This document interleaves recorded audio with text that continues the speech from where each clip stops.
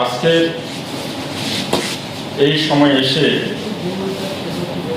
জামাতের আমির বলে গেছেন বাংলাদেশের এক সময় রাষ্ট্রপ্রধান বেগম খালেদা জিয়ার কথা।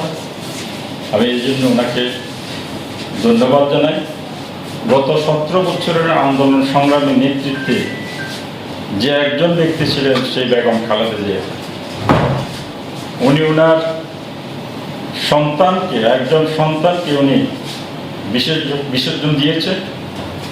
আর একজন সন্তান আজকের প্রধানমন্ত্রী যিনি তারেক রহমান,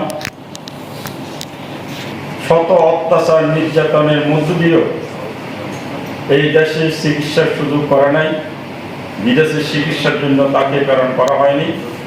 সেই ক্ষেত্রে এই আন্দোলন থেকে উনি সরে আসেন না। ইভেন উনি যখন অসুস্থ হয়েছেন, ওনার অসুস্থের জন্য 2 মাসে চিকিৎসার জন্য যখন এই ব্যাসিস সরকারের কাছে আবেদন করা হয়েছে, তখন সরকার প্রধান বলেছিলেন বয়স তো হয়ে গেছে, আর কতকাল বাঁচবে, এখন তো মরণের সময়। এরকম একটি পরিস্থিতির মধ্যে দিয়ে আন্দোলন সংগ্রাম হয়েছে তখনকার ব্যাসিস সরকারের বিরুদ্ধে।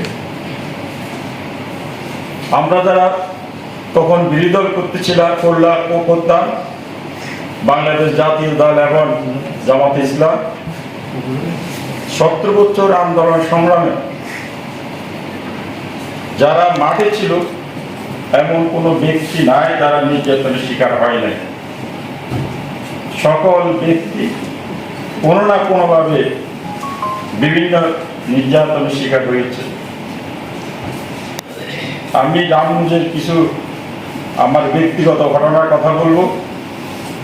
আমার বাসা সোনাবচ্চুর রাস্তা 111-এর পরে আমার বাসার সামনে একটু জায়গা খালি আছে, সামনে গেট আছে, গেটের পরে একটু জায়গা খালি আছে।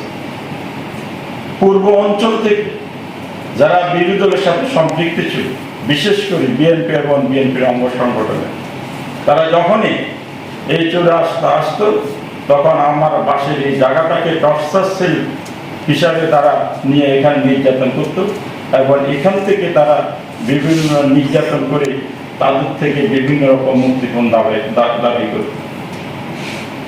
আমরা রাজনৈতিক নেতৃস্থানীয় জায়গা থাকা অবস্থায় তখন আমাদের কোনো কথা বলার সুযোগ ছিল না। এরপরে আমি আমার কথা যদি বলি, 2018 সালে যখন জাতীয় সংসদ নির্বাচন হবে, নির্বাচন ছিল 31 ডিসেম্বর। 9 ডিসেম্বর আমি আমার বাড়িতে আসি। 10 ডিসেম্বর রাত্রে 1টা বাজে আমাকে ফোন করে আমাকে বলা হয়েছে সময় 10 মিনিট, এই 10 মিনিটের মধ্যে যদি তুমি বেরোতে না পারো তাহলে তুমি গ্রেফতার হবে। আমি চেষ্টা করেছি, আমার সামনে দিয়ে আসার ছাড়া আর কোনো পথ ছিল না, আমি বেরোতে পারি নাই। ইতিমধ্যে যুবলীগ, ছাত্রলীগ সহ সবাই সামনে অবস্থান করেছে। আমি বাসার পিছনে গেছি, সেখান থেকে আমি থাকতে পারি না। পরবর্তীতে এই 10 ডিসেম্বর শীতের সময় রাত্রে 1টা থেকে 4টা পর্যন্ত আমি বুক সমান পানিতে আমাকে দাঁড়িয়ে থাকতে হয়েছে। এরপরে ফজর আযান দিয়েছে, আমি নামাজ পড়েছি, নামাজ পড়ে আমি ঘর থেকে বের হয়ে গিয়েছি। 10 থেকে 17 ডিসেম্বর প্রত্যেক দিন আমার বাসায় পুলিশ গিয়েছে, আমার পরিবারকে বলছে, আমাকে খোঁজ করছে, আমার পরিবার বলছে যে উনি তো নাই। তারপরে বলছে যে উনি না থাকে তাহলে আপনার বাসা কেন? 17 তারিখে 18 তারিখে আমার পরিবারকে আমি বাসা থেকে নিয়ে আসি। এরপরে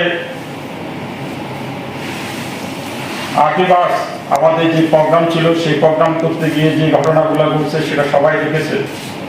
আমার বাসায় ভাঙচুর করে আমার ফ্রিজের কম্প্রেসার নিয়ে যায়, বাসার ভিতরে মাছ মাংস যেগুলো ছিল সেগুলো নিয়ে আসে, আমার বাসার ভিতরে নতুন বাসার জন্য কিছু জিনিসপত্র ছিল সেগুলো নিয়ে যায়।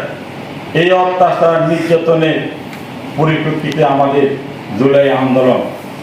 আজকের এই জুলাই আন্দোলন আমাদের প্রধানমন্ত্রী তারেক রহমান বলেছেন এটা ব্যক্তিগত কারোর সম্পদ না, এটা কোনো দলের সম্পদ না, এইটা হচ্ছে সমগ্র বাংলাদেশে যে সমস্ত ছাত্র সমাজ সহ আপামর মানুষ যারা আছে সবাই এই আজকের এই আন্দোলনের সুফল। আপনারা জানেন আবু সাইদ, মুগ্ধ, অসীম, আনাস যে 8 বছরের ছেলে চিঠি লিখে চলে বাসায় থেকে বের হয়েছে, বলেছে মা আমার সকল ভাইরা আজকে রাস্তায় এই সরকারের বিরুদ্ধে আন্দোলনে নামছে, আমার আর বাসায় বসে থাকার সময় নাই। সেও আন্দোলনে শরীক হয়ে সেও নিহত হয়েছে। আমরা তাদের আত্মা এবং ত্যাগের দিকে যদি তাকাই তাহলে তাদেরকে বাদ দিয়ে আজকের এই বাংলাদেশের কথা আমরা চিন্তা করতে পারি না।